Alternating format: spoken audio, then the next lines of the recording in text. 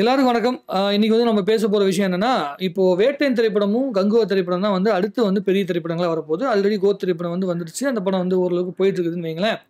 இப்ப இந்த ₹1000,00,00,000 கலெக்ஷன் அப்படிங்கிற அந்த டிஸ்கஷன் வந்து தமிழ் சினிமாக்குள்ள நடந்துட்டு இருக்குது. ஏன்னா, மத்த எல்லா இண்டஸ்ட்ரியுமே 1000,00,00,000 கலெக்ஷன் பார்த்துட்டாங்க அப்படிங்கிறனால, தமிழ் சினிமால யாரு முதல்ல 1000,00,00,000 கலெக்ஷன் எடுப்பாங்க அப்படிங்கிற ஒரு மிகப்பெரிய ஆர்வத்தோட காத்துட்டு இருக்காங்க பல பேரு. அது கோட் திரைப்படம் வந்து 1500 கலெக்ஷன் எடுக்கும் அப்படிங்கிற மாதிரி வந்து நம்முடைய பிரேம்ஜி அவர்கள்லாம் சொல்லிட்டு இருந்தாரு. அதுக்குண்டான வாய்ப்புகள் இல்லை அப்படிங்கிறது இப்ப தெரிஞ்சிருச்சு. ஆல்ரெடி ஆந்திராலயும், கேரளாலயும் கொஞ்சம் டவுன் ஆயிருக்கு. கர்நாடகால கொஞ்சம் வந்துட்டு இருக்குது. ஓவர்சீஸ்ல ஓரளவுக்கு பரவால்ல. என்னதான் பண்ணாலுமே 1000,00,00,000 வரதுக்கு வாய்ப்பில்ல. 450 வரைக்கும் தான் மேக்ஸிமம் புல் பண்ண முடியும். 500 வரைக்கும் வரலாம் அப்படிங்கிற மாரி சொல்லியிருக்கிறாங்க. எதுவுமே நம்ம சொல்றதுக்கு இல்ல.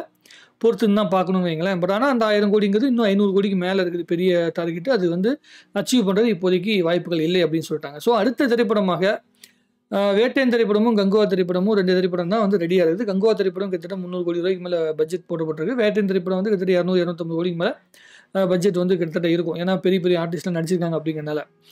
வேட்டையன் படத்துல இருக்கிற அட்வான்டேஜஸ் என்ன?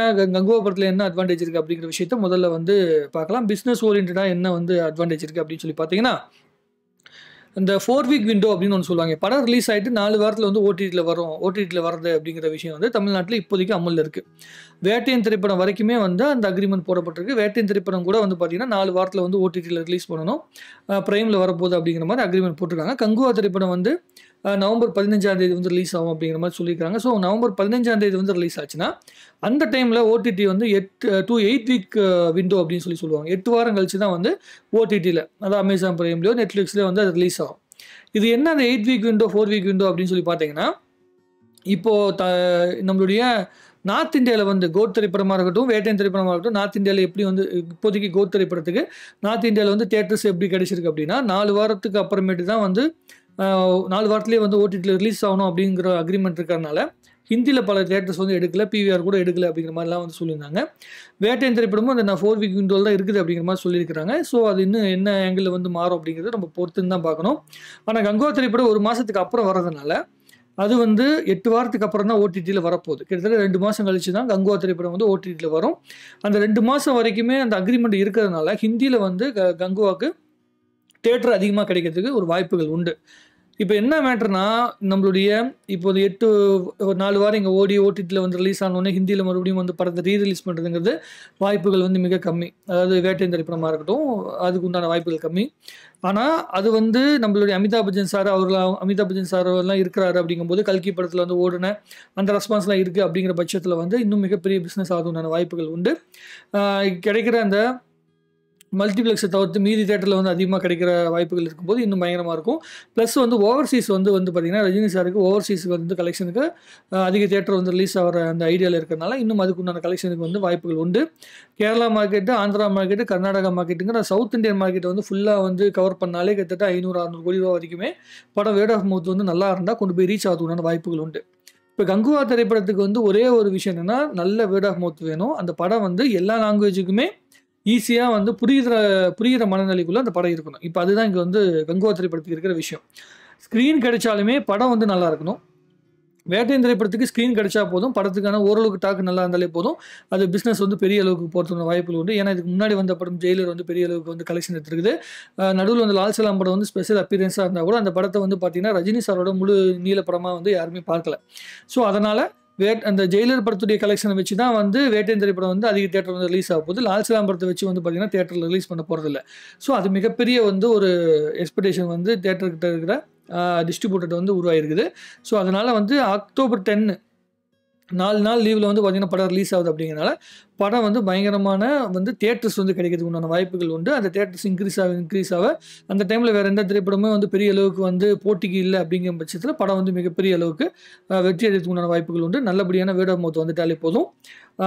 படத்துக்குள்ளே இருக்கிற எல்லா ஆர்டிஸ்ட் இருக்காங்கல்ல, ஒவ்வொரு லாங்குவேஜ்லையுமே இப்போ ஃபகத் வாசில் வந்து பார்த்தீங்கன்னா அங்கே பெரிய கலெக்ஷன் கொடுத்துட்டு அவர் உள்ளே இருக்காரு. அமிதாப் பச்சன் சார் கல்கி மூலமாக வந்து உள்ளே இருக்காரு. அதுக்கப்புறமேட்டு மஞ்சு வாரியர் இருக்காங்க. அவங்க வந்து பார்த்தீங்கன்னா ஆல்ரெடி வந்து கேரளாவில் மிகப்பெரிய மார்க்கெட் வச்சிருக்காங்க. அதே மாதிரி பாகுபலியில் நடித்த நம்மளுடைய ராணா அவர்கள் வந்து பார்த்தீங்கன்னா படத்தில் இருக்காரு. ஸோ எல்லா ஸ்டேட்லையுமே வந்து நல்லபடியான ஒரு மிகப்பெரிய ஓப்பனிங் கிடைக்கிறதுக்கான வாய்ப்புகள் உண்டு. அதில் வந்து மாற்று கருத்து கிடையாது. ஸோ கங்குவா திரைப்படத்தில் வந்து இப்போதைக்கு வந்து ஹிந்தி மார்க்கெட்டுக்கு உண்டான ஸ்பேஸ் கிடைக்கிற ஒரே ஒரு ஆள் யாருன்னு சொல்லி பார்த்தீங்கன்னா, நம்ம பாபி தேயோல் மட்டும்தான் இருக்காரு. அவர் வந்து அனிமல் படத்தில் வில்லனாக நடித்து மிகப்பெரிய வந்து ஒரு ஃபேம் வந்து வாங்கியிருந்தார். அவர் வந்து அந்த படத்தில் இருக்கிறது வந்து ஒரு மிகப்பெரிய விஷயம் தான். ஆனால் அவர் வந்து அந்த படத்தில் நடித்து அந்த அனிமல் திரைப்படமே 900 வரைக்கும் தான் கலெக்ஷன் எடுத்திருக்குது. அதுவும் ரன்பீர் கபூருடைய ஆக்டிங்கு, அவருடைய பிஸ்னஸ்ஸு, உலக அளவில் வந்து பார்த்திங்கன்னா அந்த படம் வந்து வியாபாரம் செய்யப்பட்ட விஷயம், இது எல்லாம் சேர்த்து தான் 900 கோடி ரூபாய்க்கு வந்திருக்கு.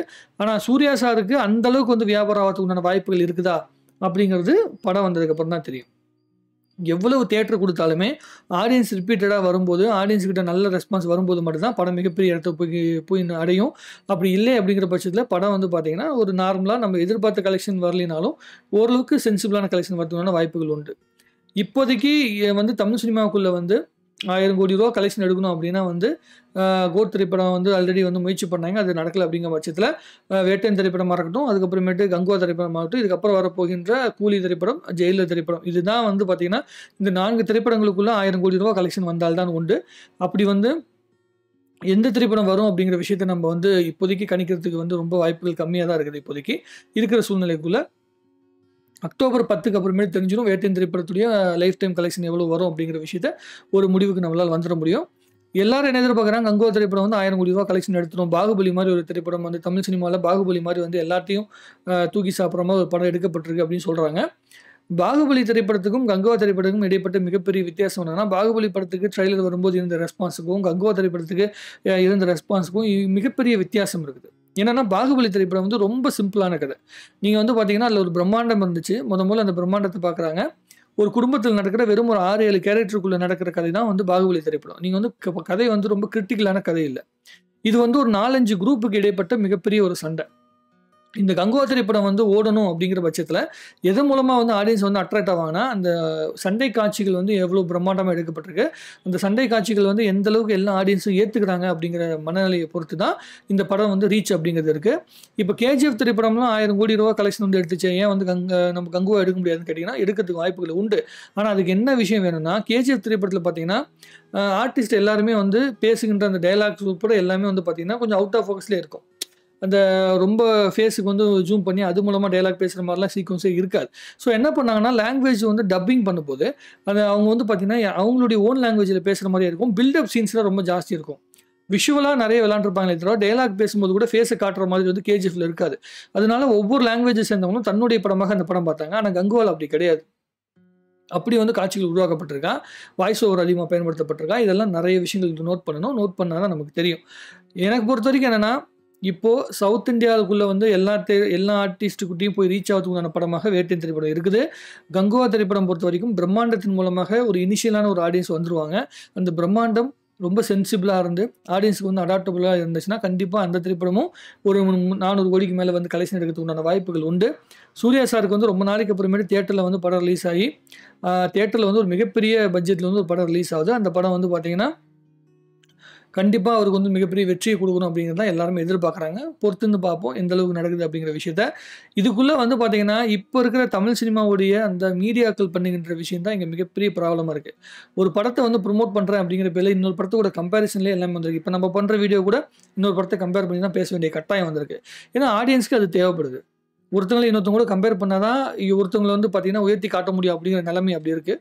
ஆனால் சினிமா எப்படி வளரும் தெரியுமா? இப்போ ராஜமௌழி இருக்கார், அவருடைய படம் வந்து மிகப்பெரிய வெற்றி அடையுது. பாகுபலி படம் மாதிரி இல்லை அப்படின்னு நாங்கள் சொல்லலை. பாகுபலி படத்தோட இன்னொரு படம் பிரம்மாண்டமாக கொடுக்குறாரு, அதை விட RRR கொடுக்குறாரு. அடுத்த படம் RRR விட இன்னொரு படம் வந்து மகேஷ் பாபுவோட பண்ணிட்டு போகிறாரு. ஸோ ஒவ்வொரு டைரக்டரோட முந்தைய படங்கள் இருக்குல்ல, அந்த படத்தை கூட கம்பேர் பண்ணால் பிரச்சனையே கிடையாது, ப்ராப்ளமே கிடையாது. இப்போ வந்து நம்மளுடைய ரஜினி சார் இருக்காங்க. ரஜினி சார் வந்து பார்த்தீங்கன்னா ஜெயிலர் படம் ஹிட் கொடுக்குறாரு, மிகப்பெரிய பட்ஜெட்டில் எடுக்கப்பட்ட படம். அந்த படத்து கூட வந்து நம்ம வந்து வேட்டையன் படத்தை வந்து கம்பேர் பண்ணி அப்படி போயிட்டே இருக்கணும். இப்போ விஜய் சார் இருக்கார் அப்படின்னா அவர் வந்து லியோ படம் இருக்குது, லியோ படத்து கூட கோட் படத்தை கம்பேர் பண்ணணும். கோட் படத்துக்கு அப்புறமேட்டு நம்ம அச்சுவினோத் பண்ணுற படத்தை கம்பேர் பண்ணிட்டு போகணும். சூர்யா அவர்கள் பண்ணுறாங்கன்னா இதுக்கு முன்னாடி பண்ண வந்து ஈட்டி அப்படிங்கிற திரைப்படம், எதற்கும் துணிந்தவன் படம் தான் தியேட்டரில் ரிலீஸ் ஆகுது. அந்த படத்தை வந்து அவ்வளோ தூரம் லோ பட்ஜெட்டில் ஒரு படம் பண்ணி தியேட்டருக்குலாம் பெரிய பிஸ்னஸ் ஆகாத ஒரு டைமில் இருக்கும்போது கூட 2 படம் வந்து ஓடிடி ரிலீஸ் ஆகி பெரிய அளவுக்கு வெற்றியை பார்த்துருக்கிறாரு. அந்த வெற்றி இருக்குதுல்ல, ஜெய் பீம் படத்துடைய வெற்றியாக இருக்கட்டும், அதே மாதிரி வந்து சூரரை போட்டு படத்துடைய வெற்றி இருக்குல்ல, இந்த 2 வெற்றியை வச்சு தான் சூர்யா அவர்களை வந்து நம்ம வந்து பேசணும். ஸோ அவங்கவுங்களுடைய படத்தை வச்சே பேசிக்கிட்டு போனாங்கன்னா இண்டஸ்ட்ரி அற்புதமாக வளரும். ஏன்னா ஒவ்வொருத்தவங்களுக்கும் அவங்களுடைய கலெக்ஷன் இன்க்ரீஸ் பண்ணணும் அப்படிங்கிற தாட் ப்ராசஸில் பேசணும். இங்கே அப்படி பேசாமல் ஒரு படத்தை பற்றி பேசும்போது இன்னொரு படத்தையும் கூட சேர்த்துக்கிட்டு கேள்விகளே அப்படி தான் கேட்கப்படுது. உங்கள் கூட இந்த படம் வருது, நீங்கள் என்ன பண்ணுவீங்க, இந்த படம் வருது அது என்ன பண்ணுவீங்க, இப்படியே பேசி ஆன்லைனுக்குள்ளே வந்து ஃபேன்ஸுக்குள்ளே சண்டைகள் உருவாக்கி அது மூலமாக ஒரு பிஸ்னஸ் பார்க்குறாங்க. இது வரைக்கும் நான் பார்க்குறேன். எப்படியாவது கலெக்ஷன் வந்துடணும். ஐயோ! இன்னைக்கு வந்து பார்த்தீங்கன்னா, எப்படியாவது ஒரு 50 கோடி கலெக்ஷன் வந்துடணும் அப்படின்னு ஒவ்வொரு ஃபேன்ஸும் பேசிட்டு இருக்கிறத பார்க்கும்போது ரொம்ப ஆச்சரியமா இருக்கு. படம் நல்லா இருக்குதா, நல்லா இல்லையா அப்படிங்கிற விஷயத்த பேசுவாங்க. எனக்கு இந்த சீன் பிடிச்சிருக்கு, அந்த சீன் பிடிச்சிருக்கு அப்படின்னு சொல்லி பேசிட்டு இருப்பாங்க. அப்படிப்பட்ட ஃபேன்ஸோட மத்தியில வெறும் வந்து கலெக்ஷன் அப்படிங்கிற விஷயத்த மட்டுமே பேச வச்சு, ஆடியன்ஸ் உடைய அந்த ரசனைகளை கெடுத்தது வந்து நம்மளுடைய மீடியாக்களுக்கு மிக முக்கியமான பங்கு இருக்குது. இது என்னைக்கு மாறுதோ, அப்ப கண்டிப்பா வந்து பார்த்தீங்கன்னா, இண்டஸ்ட்ரி மாறும். ஒவ்வொரு இண்டஸ்ட்ரியிலுமே இப்போ வந்து பார்த்தீங்கன்னா, தெலுங்கு இண்டஸ்ட்ரி வந்து பாகுபலி எப்படி குடுத்துச்சு? ரசனை மாறுனனால தான் குடுத்துச்சு.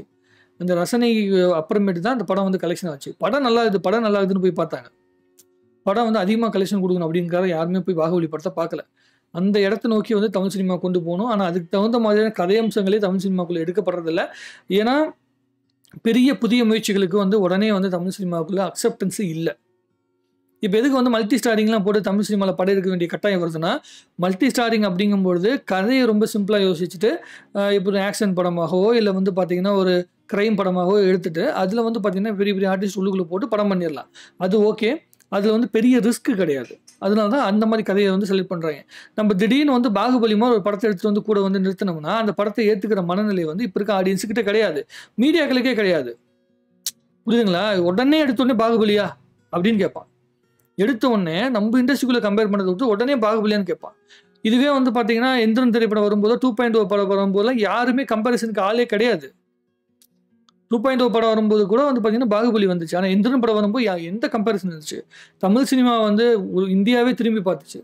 அப்பேற்பட்ட சூழ்நிலையில இருந்த தமிழ் சினிமா, இப்போ வந்து புதிய முயற்சிகள் வந்து பெரிய அளவுக்கு எடுக்க முடியாம, சாதாரண கதைகளுக்குள்ள நெறைய டெக்னாலஜிகள கொண்டு வந்து மட்டுமே தான் எடுத்துட்டு இருக்காங்களே தவிர, புதிய கதை முயற்சிகள் எடுக்கிறதுக்கு உண்டான ஸ்பேஸ் தமிழ் சினிமாக்குள்ள உருவாகாம போனதுக்கு, இங்க இருக்கிற மீடியாக்கள் மிகப்பெரிய காரணம்.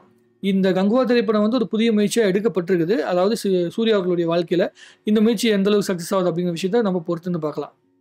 பொதுவா பிசினஸ் அப்படின்னு பார்க்கும்போது, இந்த 2 திரைப்படங்களுமே வந்து தனித்தனியா ரிலீஸ் ஆகுது அப்படிங்கிற பட்சத்தில 2 திரைப்படமுமே 400 கோடி, 500 கோடிக்கு மேல கலெக்ஷன் எடுக்கிறதுக்கு உண்டான வாய்ப்புகள் உண்டு. அது அத விட ரொம்ப அதிகமான கலெக்ஷன் எந்த அளவுக்கு எடுக்குது அப்படிங்கிற விஷயத்த பொறுத்திருந்து பார்க்கணும். எது அதிக கலெக்ஷன் எடுக்குது அப்படிங்கிற விஷயத்த நம்ம நவம்பர் மாசம் வந்து தெரிஞ்சு போயிற போது. பட் ஆனா இந்த அக்டோபர் மாசம் வந்து படம் ரிலீஸ் ஆகும்போது வேட்டையன் திரைப்படத்துடைய அந்த ரெஸ்பான்ஸ பொறுத்து வந்து நம்ம அடுத்து வந்து தமிழ் இண்டஸ்ட்ரி எங்க போகும் அப்படிங்கிற விஷயத்த இன்னும் தெளிவா வந்து பேச முடியும். உங்களுக்கு என்ன தோணுதுங்கிற விஷயத்த கமெண்ட் எழுதுங்க. இன்னும் நெறைய பேசுவோம். வாழ்க தமிழ்நாடு! வளர்க தமிழ் சினிமா!